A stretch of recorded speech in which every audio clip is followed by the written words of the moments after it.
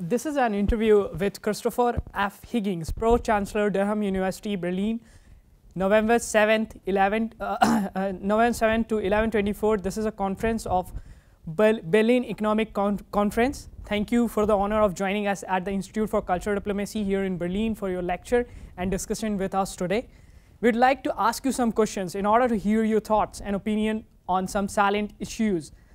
Like the world has going with critical crisis in terms of economic, social, and cultural. Over the past 15 years, the ICD has worked to extend current research programs and practices in the field of cultural diplomacy. What role could the science community have in cultural diplomacy?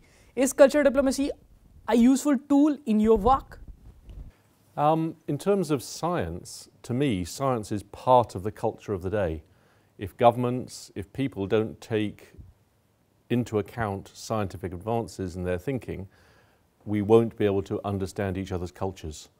And you can see that, for example, around the Ebola crisis at the moment, which is a worldwide crisis, but depends on science to solve it. But the science is present in some countries, but not others. And that's a cultural misunderstanding. I just want to ask you about in developed countries there is a good role of science. In least developed countries there is no role of science. So how did you explain about the role of science in least developed countries? How could you promote science in these nations? Well, there's a question of whether they need to do the science themselves or simply apply the science that's done elsewhere. You don't have to develop a vaccine in a particular country in order to use that vaccine if it's developed elsewhere. So we need to think globally, and Ebola is a very good example. If a vaccine is developed in America, that will not only protect Americans, it'll protect people all over the world. It can be used in Africa to protect Americans. We have to share and think globally, and it's not just about things like vaccines, it's about energy. Science comes into energy utilization, stopping global warming. And again, that's part of the culture of today. How do we share scientific knowledge around the world so that we can better the world? You can't solve climate change on a country-by-country basis. You've got to solve it on a worldwide basis, and that involves sharing science and science as a cultural deliverable. How do you see the role of WHO, World Health Organization, in terms of promoting science and in terms of promoting health awareness? I think there's two parts to that. One part of it is simply that not just the World Health Organization, but most leading international organizations need to promote evidence-based policy decision-making by governments around the world, and evidence-based is generally scientific evidence. So policy must be based on evidence, whatever you do, and that requires science at all levels of government in all countries. That's one side of it. The second is simply how do we make sure that there's a general understanding of how scientific understanding from school level upwards can help people live their lives in the modern world. If you don't have a scientific understanding, as we've seen in some parts of Africa, local people haven't understood medicine particularly well, and Ebola has spread perhaps more than it should have done. People didn't understand the protection mechanisms. In fact, they were even scared of some protection mechanisms that were being put in place. And so you need an understanding of health protection, preventative public health, at all levels of society, in all societies around the world. And it's up to the developed countries to spread this knowledge to people in the underdeveloped countries as well. And if we don't, it'll be a worldwide problem. Did you see any kind of, there's a lack of policy control in the international organizations like WHO, UNESCO, UNICEF? Did you find any kind of lack of policy control also? Because we are not achieving the management development goals set up by United Nations as fast as possible. I'm not an expert in that area, but my perception is most of the policy goals are good, and those international organizations take evidence, scientific evidence, into serious account.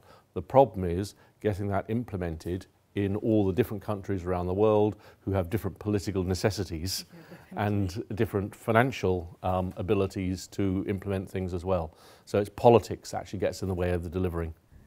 I'm just coming down to your professional career, because you have been the musician, and music has usually been referred to an international language. As a violinist, and after having studied at the Royal College of Music, do you think the music and other cultural events are promoted enough? Could they be used as peace-building tools?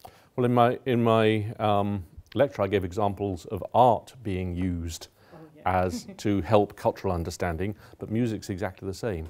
Music is a common language, and people from different cultures, different creeds can sit down and play music together and come to an individual understanding of each other. Okay. And that promotes cultural understanding, friendship, trust, which is what we need in society, and removes the differences between people that are otherwise apparent.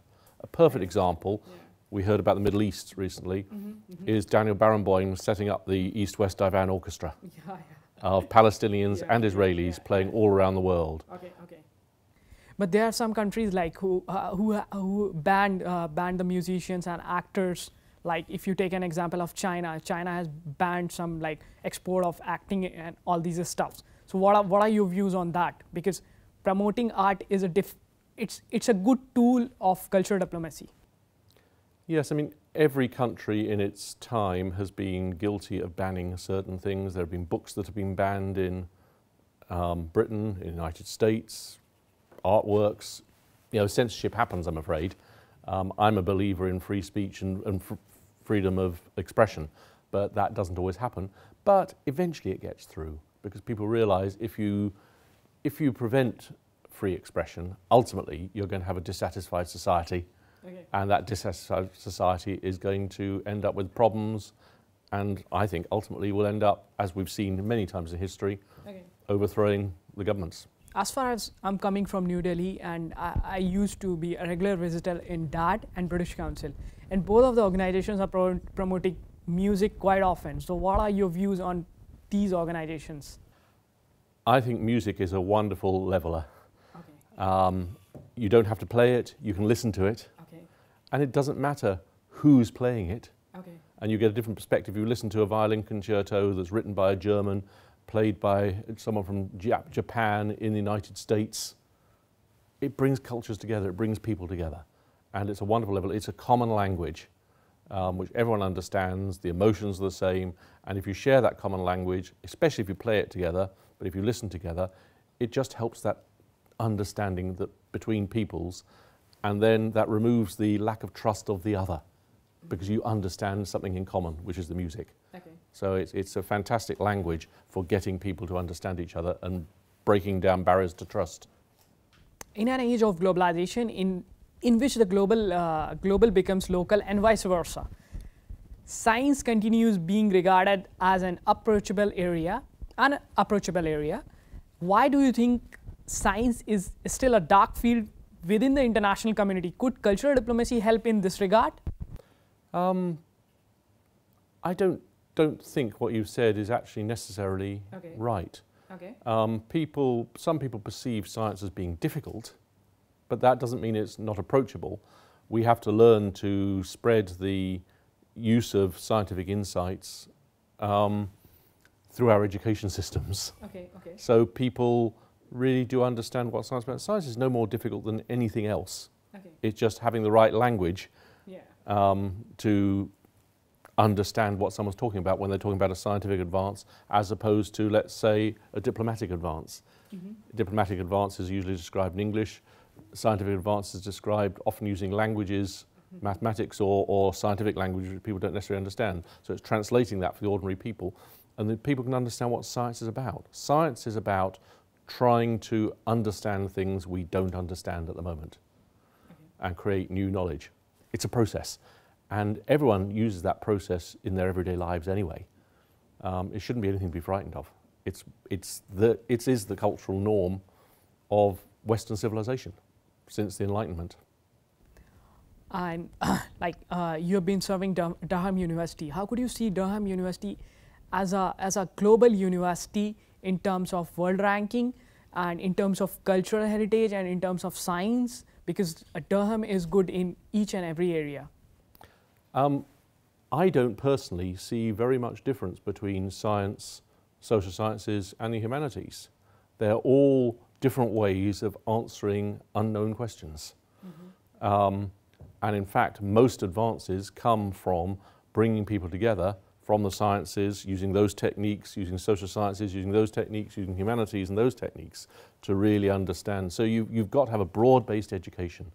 Everybody needs to understand a bit about how the humanities works, how the social sciences work, how the sciences work, in order to understand how to function in this sort of world. And it's important that all the leading universities, Durham included, are educating people with a broad-based understanding, not just culturally, but right across the disciplines, so that those people can go and be leaders of the future and understand others and the languages other people are talking about. I don't mean languages such as German or English, I mean the approaches that people take to solving problems. Okay. And if you can understand that, you build up trust, and that trust is what ultimately is going to be at the heart of any diplomatic understanding and reducing conflict. Let's just talk about higher education, because many institutions are coming in the field of higher education. So what could be basically the good model for the higher education, if you want to describe it out? Well, it depends. Higher education, the more people who are involved in higher education, the better, post-18 education. But of course, people have very different abilities, very different motivations, very different cultural backgrounds, and so you need whole different types of higher education for different types of people. But there certainly is a need for higher education to very specifically educate those people who are going to be the leaders of the future, as well as those people who are going to be the followers. We need the leaders of the future educated in ways that help them understand other cultures, are not afraid of other cultures, can trust other cultures, because that's the only way. And whether they're leaders in finance, whether they're leaders in science, whether they're leaders in education, whether they're leaders in politics, it's that understanding which builds the trust, which removes barriers, which then ultimately reduces conflict. What kind of leadership role are you looking in the field of higher education? Because if you talk about developing countries, there are many institutions coming up and they're giving licenses to the foreign universities. Do you think that it is correct to give the license and just allowing university to open up your campus in another country also?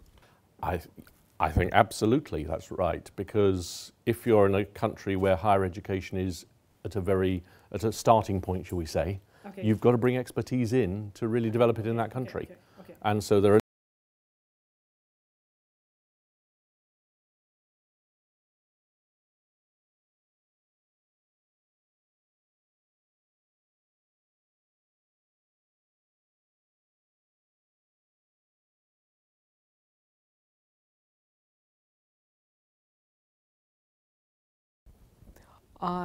in the conclusion, just to sum up, what are your views to enhance the higher education process and UNESCO also in terms of promoting higher education? well, UNESCO, there's really two questions there.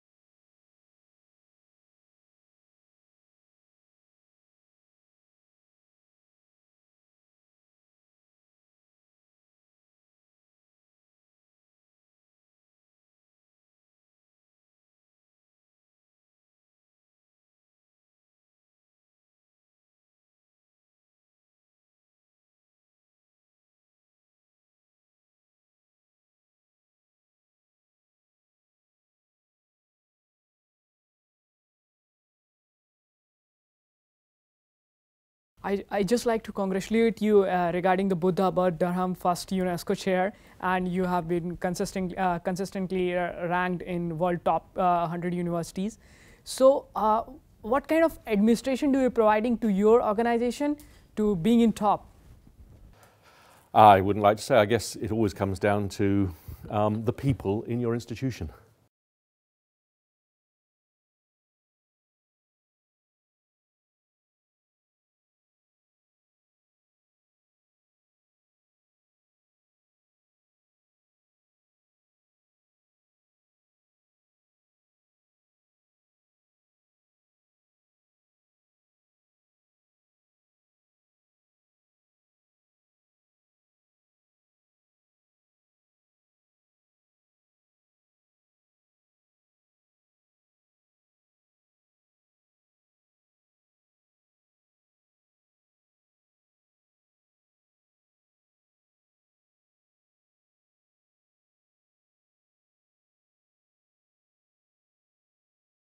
what kind of role are you looking for ICD to promote like global peace, sustainability, and growth?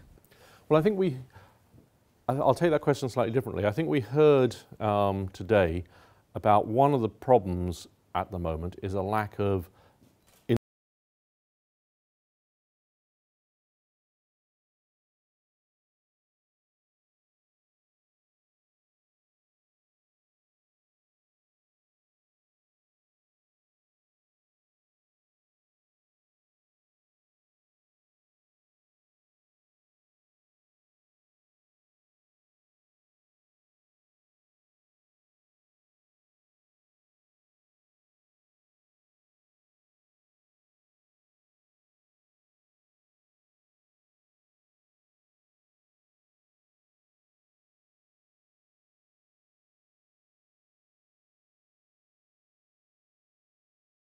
So you basically you want to say that there's a lack of political involvement in terms of youth. So people go straight into politics as professional politicians. They've got no experience of the rest of the world or what the world's about, and they have to get elected, and that becomes their priority.